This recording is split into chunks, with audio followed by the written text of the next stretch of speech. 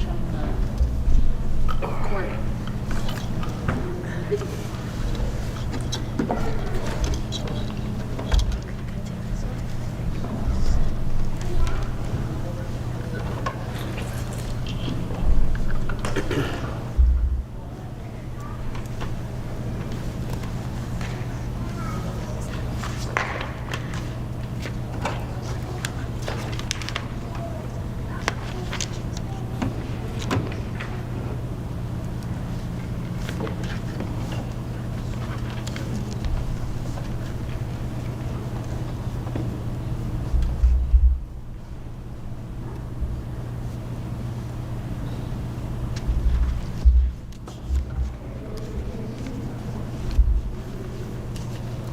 Good evening and welcome to the January 28th Board of Education Business Meeting. At this time we have a quorum. Please stand for the Pledge of Allegiance. Pledge allegiance to the flag of the United States of America and to the republic for which it stands, one nation, under God, indivisible, with liberty and justice for all.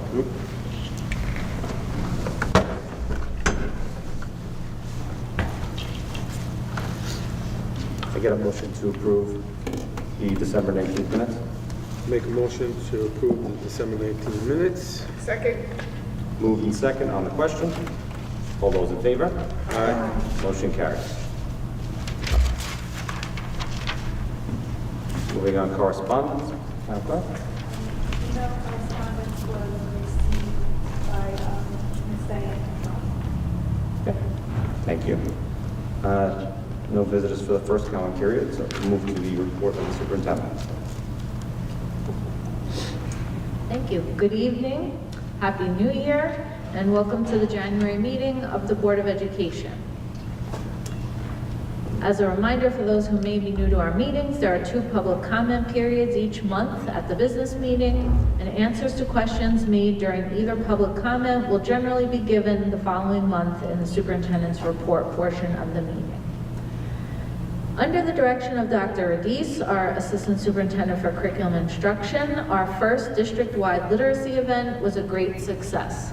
It was truly heartwarming to see so many families at our schools taking part in our read aloud and our student craft activity with their families, which was based on the book Share Some Kindness, Bring Some Light by April Stott. We encourage you to share kindness and light now and throughout the year. We recently launched a new group in Parent Square called What's Happening in Valley Stream 13. This is so that we can share positive news across the 4 schools within our Parent Square application.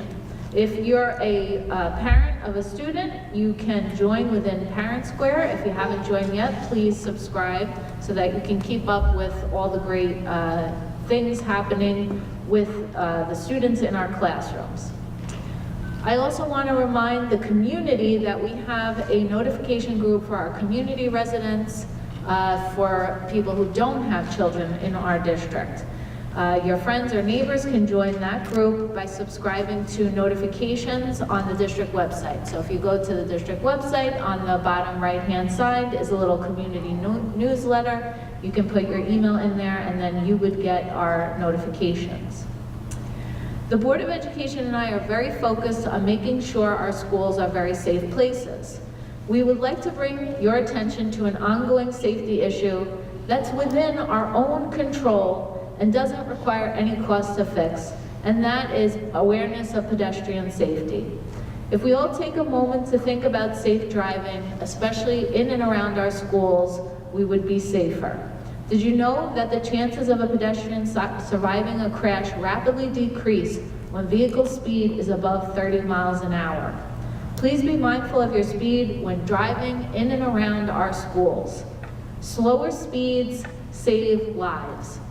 Did you know that U-turns are prohibited in school zones?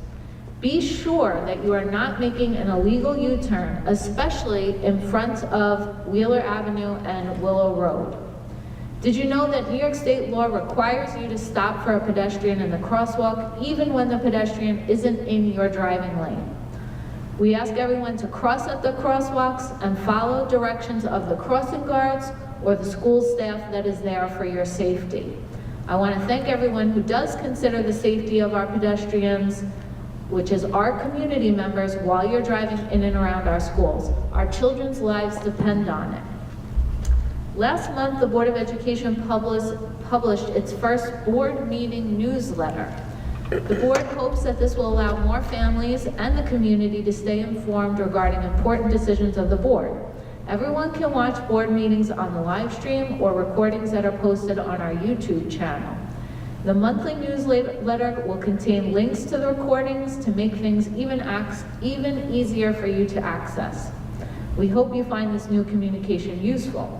Residents with students in the district will receive this automatically through ParentSquare, and community members without children in our schools can sign up for the community newsletter on the district website, as I stated before. It's at the bottom right part of the website. And now I'd like to introduce Dr. Dunn, our Executive Director of Student Services, who will be sharing more about our focus on student well-being in our district.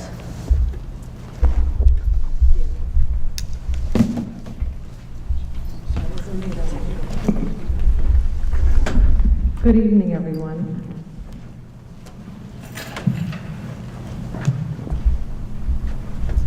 I'm so happy to be here tonight to discuss one of the most important aspects of student success, and that is their well-being.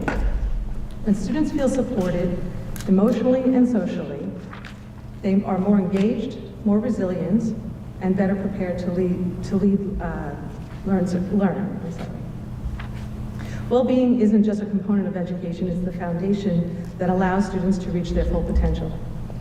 This evening we'll explore the meaningful ways our district is prioritizing student well-being through social emotional learning, mental health support, and fostering a school environment where every child feels valued and understood. By focusing on student well-being today, we are shaping confident, capable learners who are ready for the challenges of the future.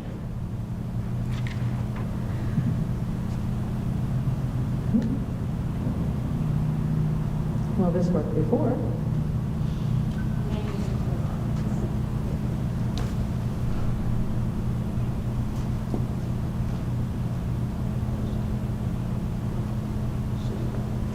There we go. So our agenda today, we're going to be connecting the students' well-being to our portrait of a graduate. We're going to be doing an overview of the mental health benchmarks, why student well-being matters, and then we're going to meet our team and really shine a spotlight on the different roles that the social worker, the guidance counselor, and the psychologist play. And then we're going to be talking about family engagement, as well as looking ahead and what our plans are for the future. So I want to focus back to the graphic that Dr. Radice had shared at our last meeting. This is the New York State Portrait of a Graduate.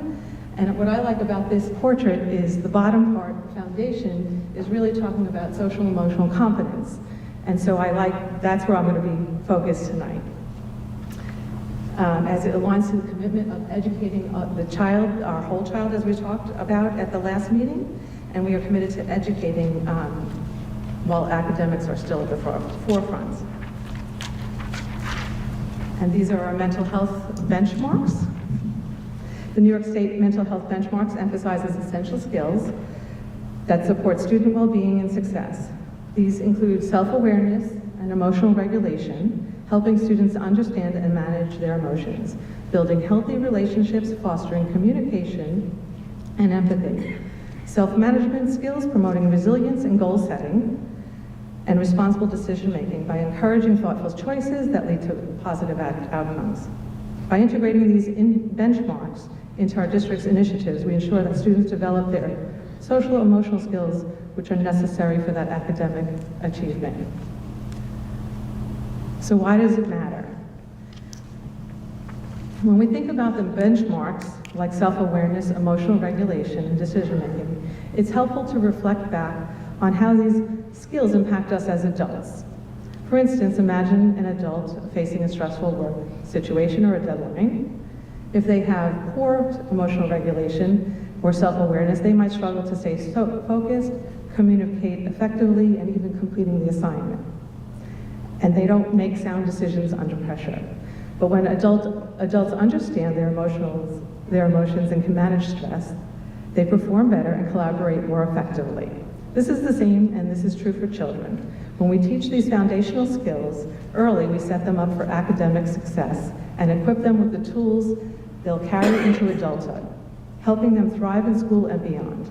This connection is why we emphasize integrating mental health and SEL into our district's practices. So you'll see these signs around the school district. This is our mental health team at Powell Road. At each school we have a dedicated social worker and psychologist, but we've also added a mental health team. So we've added an additional social worker to the district. We also have a guidance counselor to the district, and then a district psychologist. So those, you'll see these signs, they rotate through the buildings, they provide SEL lessons, and this is our mental health district-wide team. So that's Ryan Boyle, who is the district's guidance counselor. He pushes in and does lessons in all 5th and 6th grade classes. Demira Quavers, she supports the psychologist at Willow and Deaver. And then Ms. Garcia pushes into all 3rd and 4th grade classes across the district. Along with them, we also have registered behavior technicians and board-certified behavior consultation.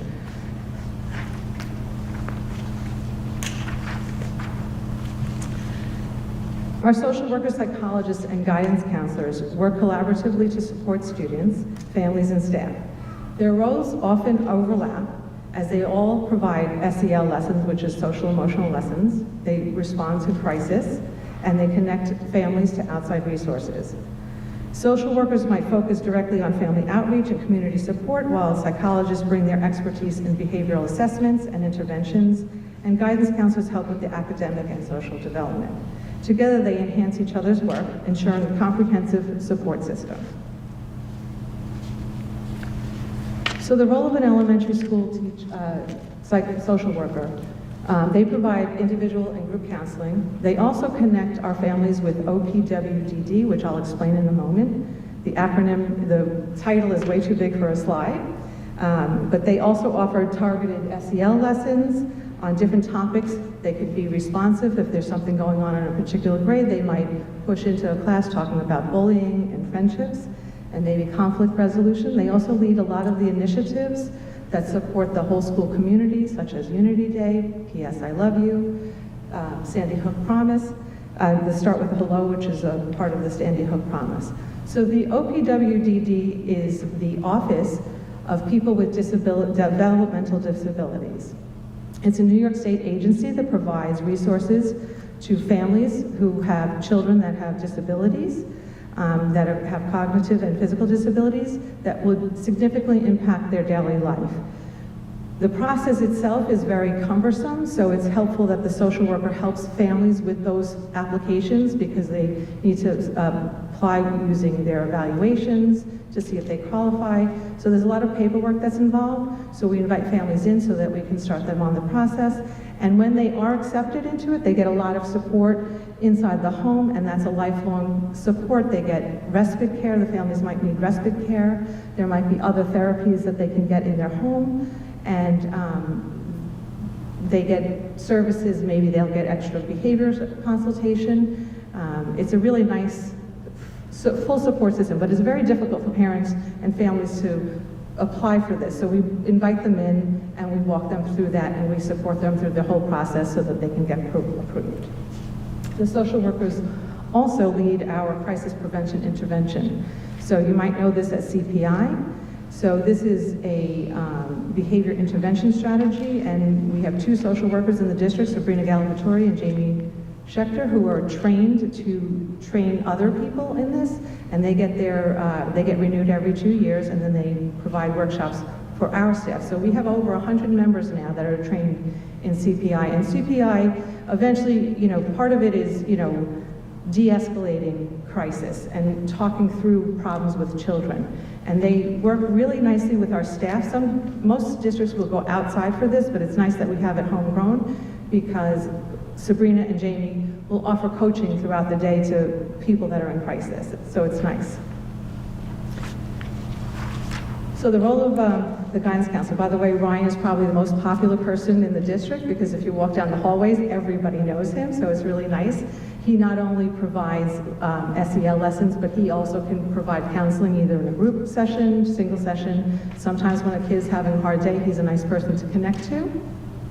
He also pushes into all the lunch periods so that he can help facilitate social interactions.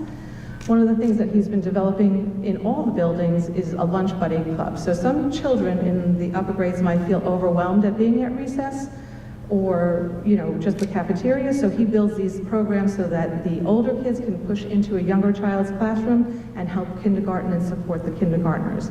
And it really enhances that child's connectedness to the school and gives them some leadership skills. It's completely voluntary, and Ryan has developed that in most of the schools here, as well as also supporting the 5th and 6th grader as they transition into the middle school. He's really nice. He's really great about, knowing what the concerns are for 6th graders. And really the most important thing a 6th grader cares about is lockers when they get to that secondary. So he brings in master locks and he does a whole lesson on doing that. So it's really nice to build those skills. And then the role of the psychologist, they conduct assessments to identify learning or emotional challenges. They develop behavior intervention plans and provide counseling. They also collaborate closely with teachers and families to support students' well-being and respond to crisis. And they also can conduct a risk assessment when necessary. So as you can see, there's an overlap in their roles.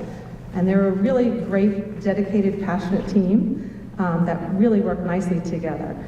So together they partner with families, respond to the crisis, implement interventions, help the teachers in the classroom. They promote social emotional learning, they assist with individual education plans, and they just help foster a safe and inclusive learning environment. So one of the things when Dr. Radice came is she kicked off the year with a family engagement night, and we were able to tap into the student well-being team to promote student well-being by providing workshops for parents on the ruler approach, which is emotional literacy, on digital citizenship and how to utilize social media appropriately, along with Ms. Domingo, and then managing your emotions. So Ms. Quavers had done one on that, and then we of course have Ms. Pearson, who does mindfulness and yoga. So it was a very successful evening, and it was great that we could tap into our team to provide those workshops with families. So in addition to everybody I just introduced you to, we also have a behavior consultation that we do through an agency, but we have a more layered approach this year. So they're doing programmatic work, so it's not just the students that are mandated, they're providing support to teachers, they're providing support to our mental health team, and what they can do is do a functional behavior assessment, which is sometimes necessary. You want to be able to study a child's behavior so that you can develop a behavior intervention plan. So they would look at a child's behavior at different situations. What's the antecedent, what's causing it, so it's the ABCs of behavior. What is the behavior and what's the consequence? What is the child getting out of that behavior?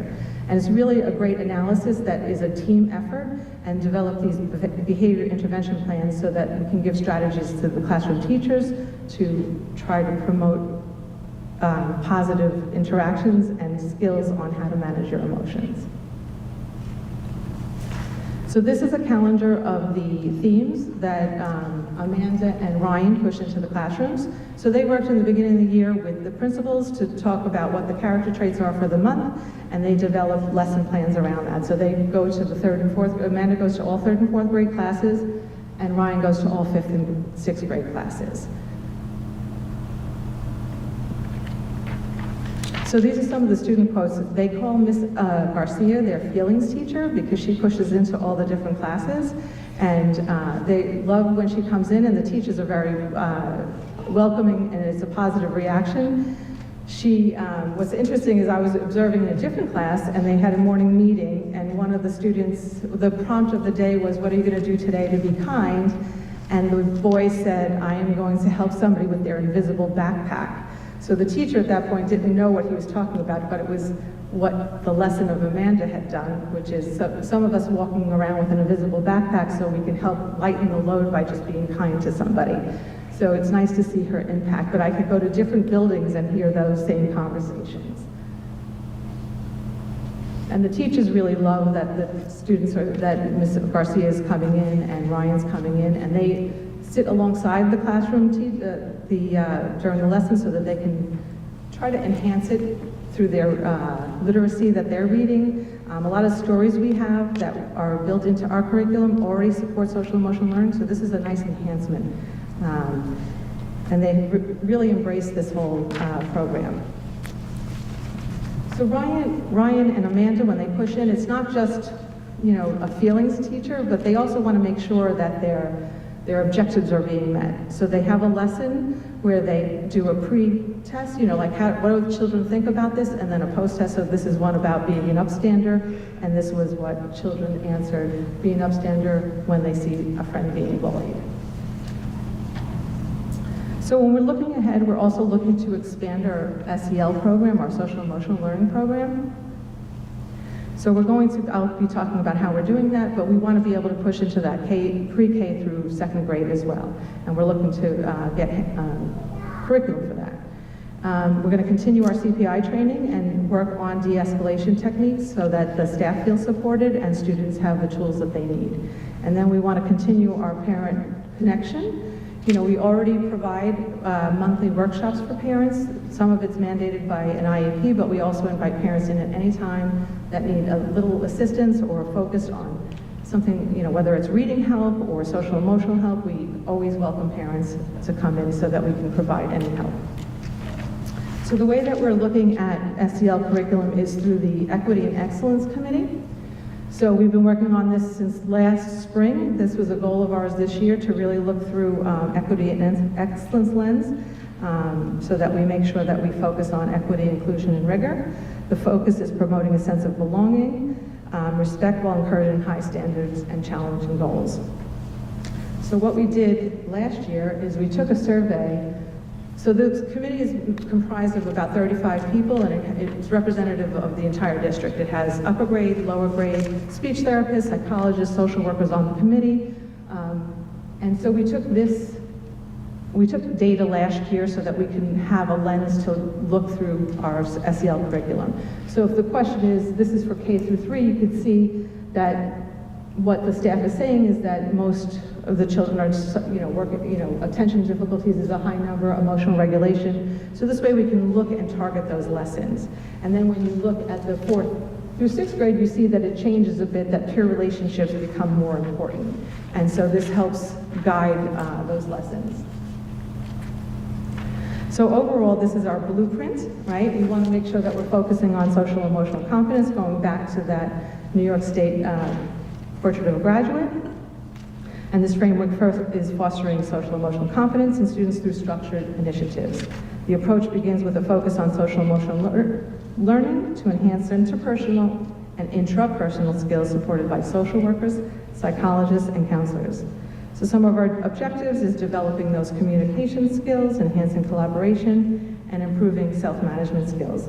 And to integrate these skills into the school culture, we're using this framework to emphasize the alignment through our practices.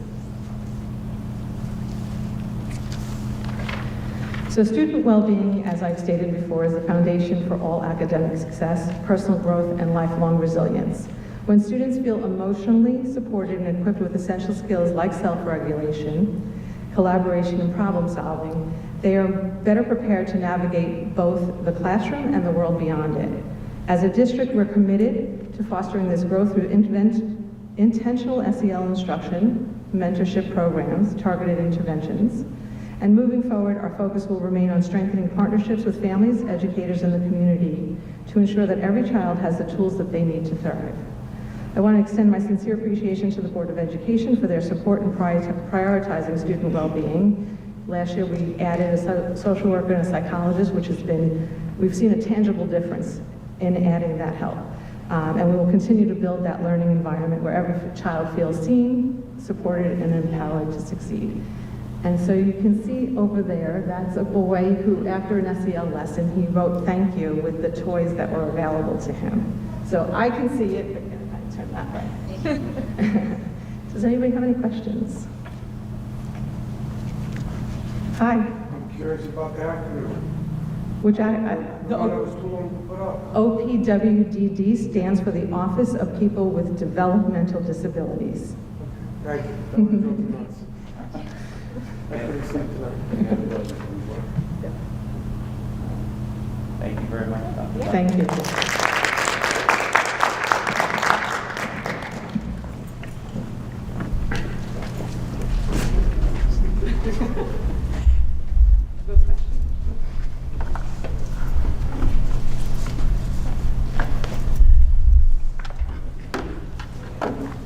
I'd just like to thank Dr. Dunn for that comprehensive overview on student well-being and our new staff.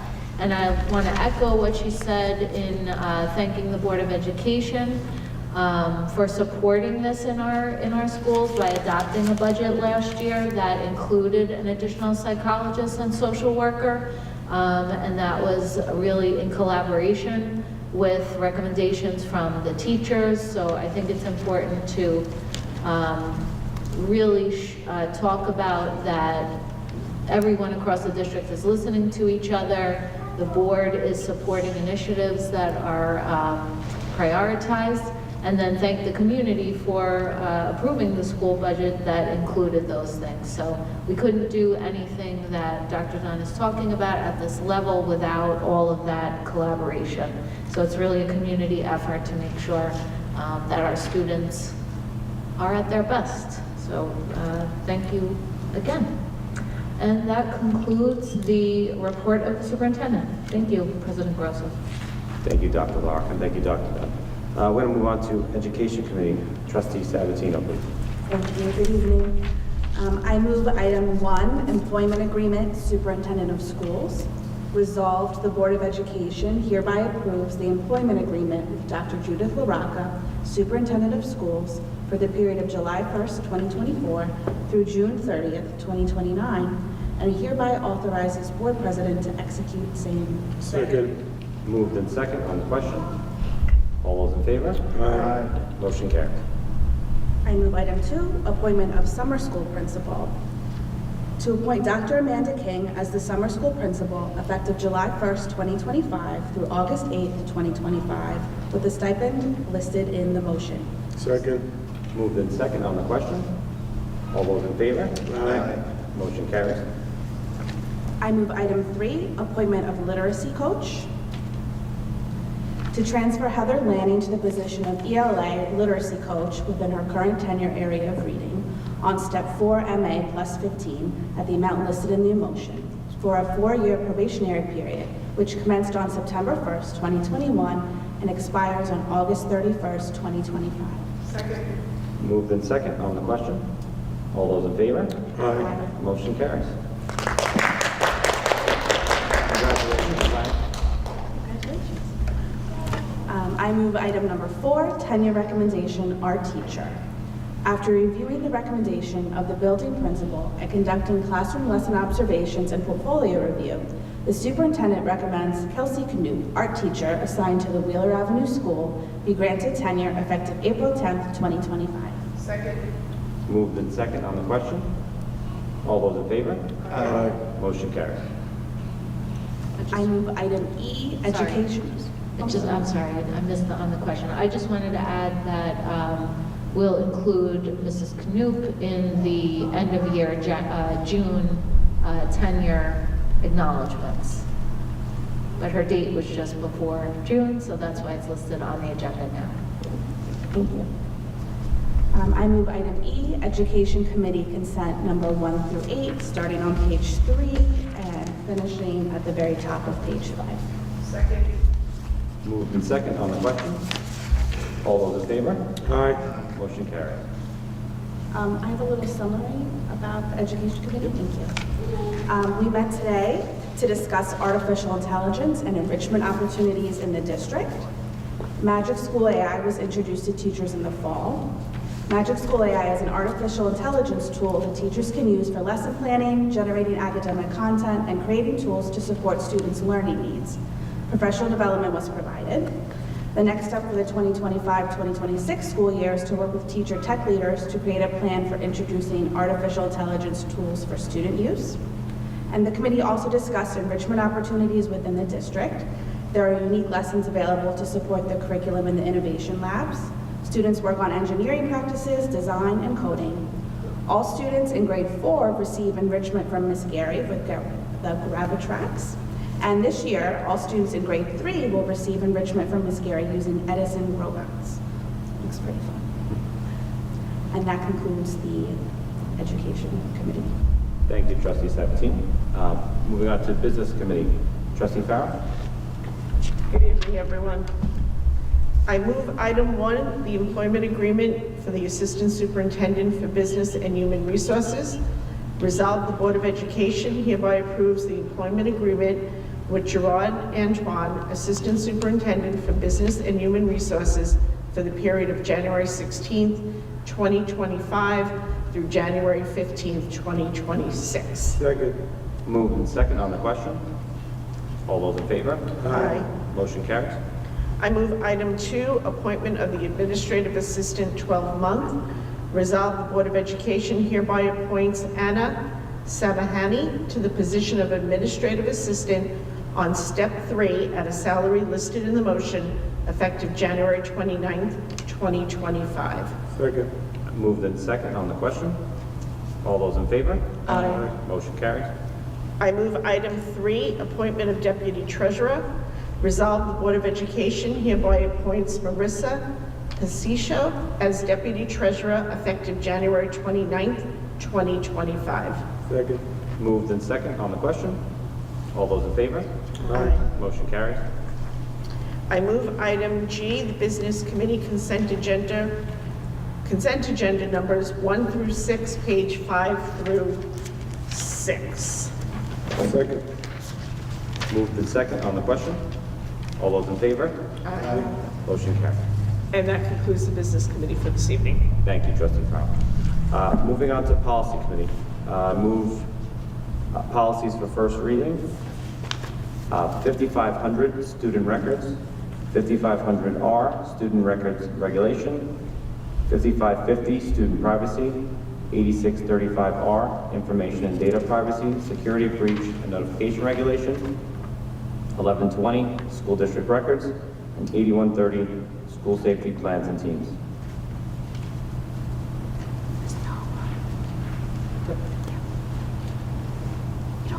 Okay, and just want to do an update for the policy committee. We met this morning. We reviewed policy 6700 purchasing, 6700R, which is purchasing regulation, and next month the committee anticipates reviewing policies related to special education. And that concludes the policy committee. Moving to facilities. Vice President Cavalieri. Yes, we just have an update. We met today. We got a robust update on the phase for the buildings, security, and IT. And I'm happy to say it is moving very nicely. That concludes the facilities. Okay. And then moving to committee of the whole. Okay. I move items 1 through 8 as a consent agenda, and on page 9. Second. Moved and second on the question. All those in favor? Aye. Motion carried. That concludes the committee of the whole. Thank you, Vice President Cavalieri. Moving on to the report of the attorney.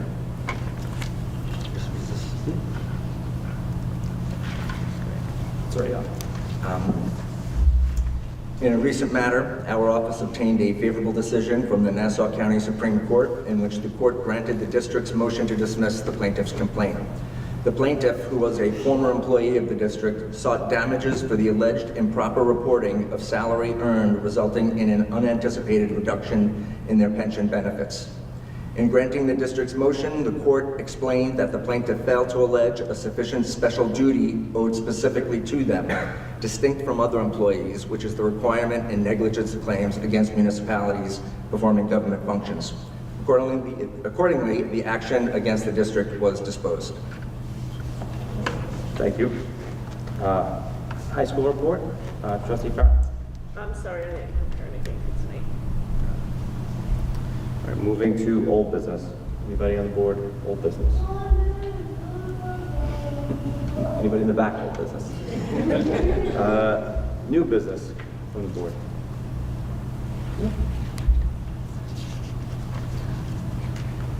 Yes. So I have some new business, like to update. I was granted permission by the board to represent the board in a meeting between Dr. LaRocca, the village, and the legislator for Nassau County. We had some concerns about the safety in front of Wheeler Avenue.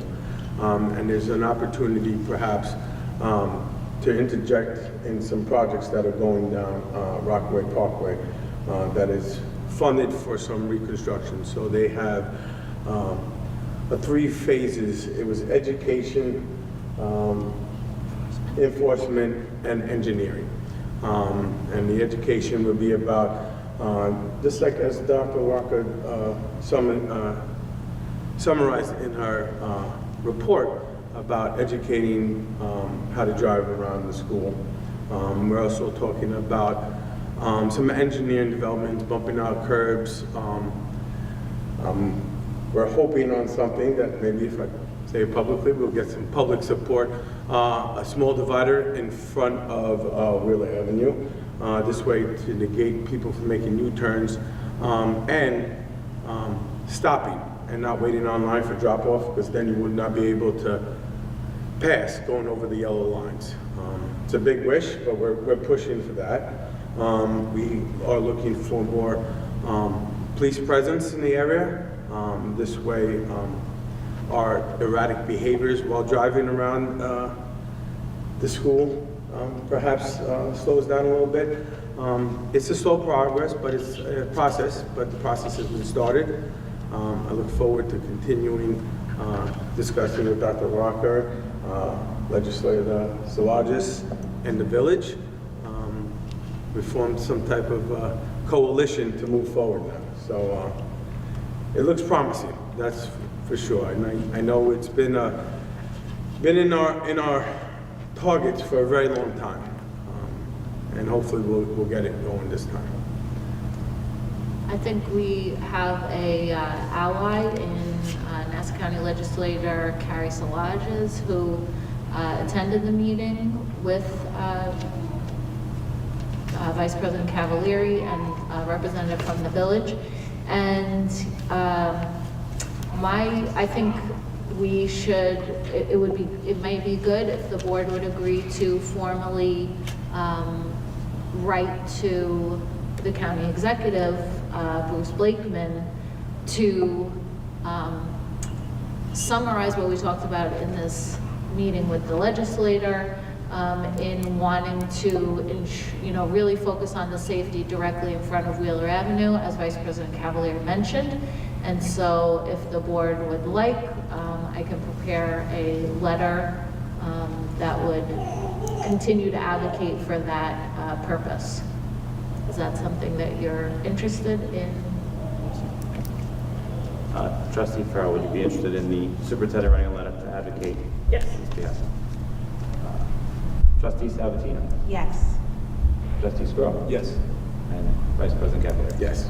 Perfect. And I am a yes as well, so. Great. The will of the board. And that concludes new business. Moving on to recognition, we have a visitor. If you want to step down, Ms. Kuzma.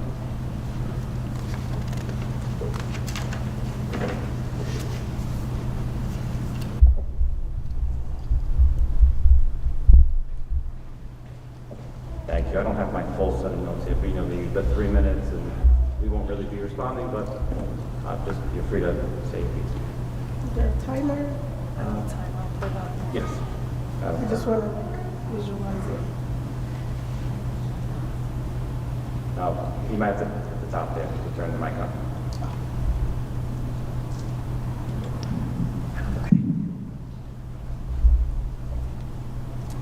Good evening, members of the board. Thank you for the opportunity to speak tonight. I'm here to address two pressing concerns that I believe highlight areas where improvement is needed, both within the school and on the district level. First, I want to address a recent incident involving inappropriate behavior within Wheeler in the 3rd grade, which is unfortunately similar in the sense to what happened just 3 months ago. While I understand the need to respect privacy, the school must find a way to communicate more effectively with parents when situations of this magnitude arise. As parents, we should not feel left in the dark about serious matters that could affect our children emotionally or even physically. There are ways to share general information about such incidents, reassuring us that the issue is being handled and that appropriate steps are being taken, without compromising anyone's privacy. This is the second time in just a few months that communication has fallen short, and it's disheartening, especially after I previously raised concerns about this very issue at this meeting. I urge the school to prioritize better communication with parents to ensure trust, collaboration, and the safety of our children. Second, I want to address the regionalization plan being proposed by the state, which is a matter that falls under the district's purview. To date, there has been little to no communication about how the district is approaching this issue. This is a significant topic with long-term implications for our schools and community, yet many of us are left with questions. What is the district's stance on regionalization? How are these decisions being evaluated? And how is the community being factored into this process? Transparency from the district is absolutely critical on this issue. The community deserves to know where things stand, and we should be able to trust that decisions are being made with input from all stakeholders. Right now, it feels like there's a lack of communication, which leaves parents and families uncertain about what's happening and how we can engage with the process. In both cases, whether it's within the school or on the district level, better communication is key. Schools thrive when there is open and transparent dialogue with parents.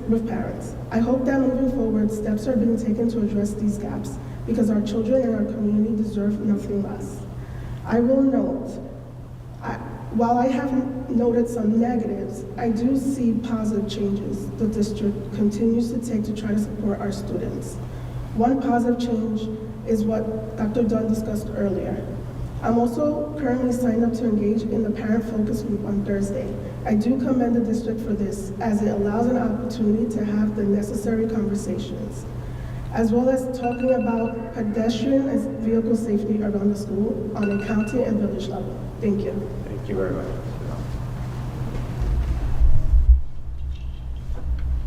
Okay. That concludes. If I can get a motion to adjourn. I make a motion to adjourn. Second. Moved in second on the question. All those in favor? All right. The board may conclude. Thank you very much. Have a great evening.